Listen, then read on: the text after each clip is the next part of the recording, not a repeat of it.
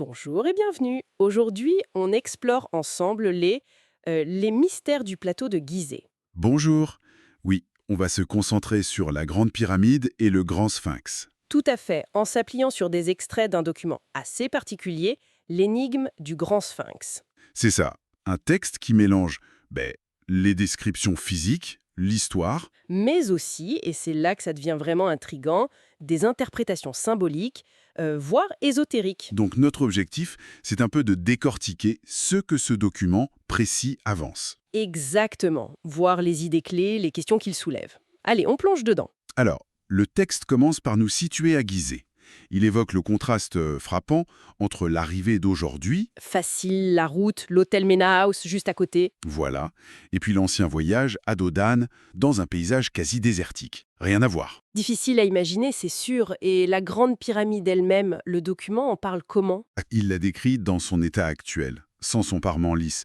Du coup, elle a cet aspect un peu chaotique, brut, Des blocs énormes, comme des escaliers géants. Toujours impressionnante, mais mais différente de l'image d'Épinal. oui, marquée par le temps. Le texte mentionne aussi qu'on pouvait y monter, mais que c'était assez dangereux. Mais c'est surtout à l'intérieur que le texte devient, disons, plus interprétatif. Absolument. Prenons la chambre du roi. Le document ne s'attarde pas tant sur les dimensions, 10 mètres 46 sur 5 mètres 23, etc. Non, Sur quoi alors? sur sa fonction supposée. Pas une tombe au sens classique, mais un lieu d'initiation. Initiation, carrément. Oui, il utilise des termes comme chambre de la fin ou salle du jugement et de la purification des nations. C'est fort. D'accord. Et ça impliquerait quoi, ce type d'initiation, selon le texte? Une épreuve. Le texte reste assez symbolique, mais l'idée, c'est une transformation spirituelle.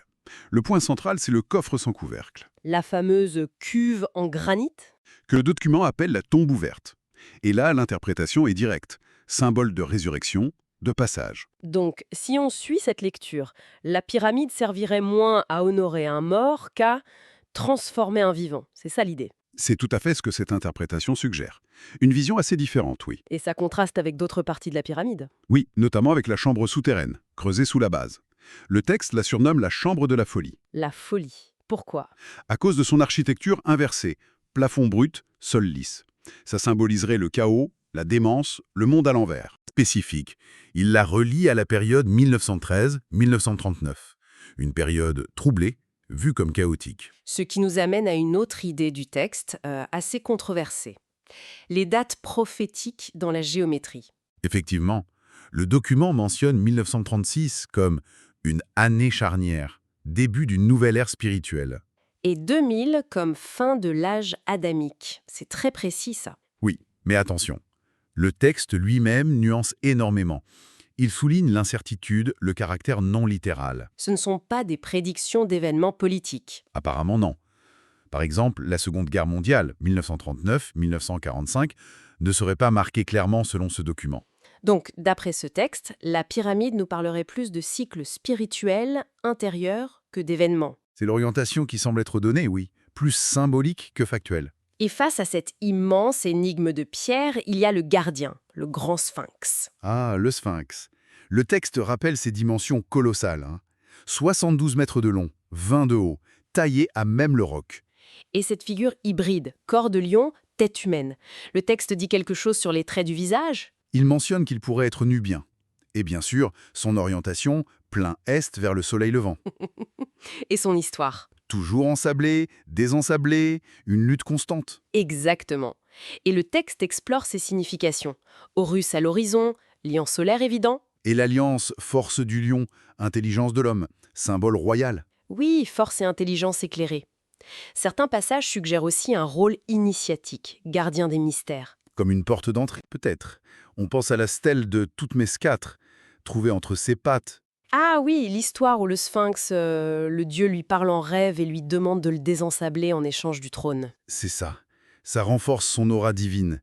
Mais surtout, le texte insiste sur le lien symbolique fort entre le sphinx et la pyramide. Le gardien et le mystère gardaient un dialogue muet. Voilà.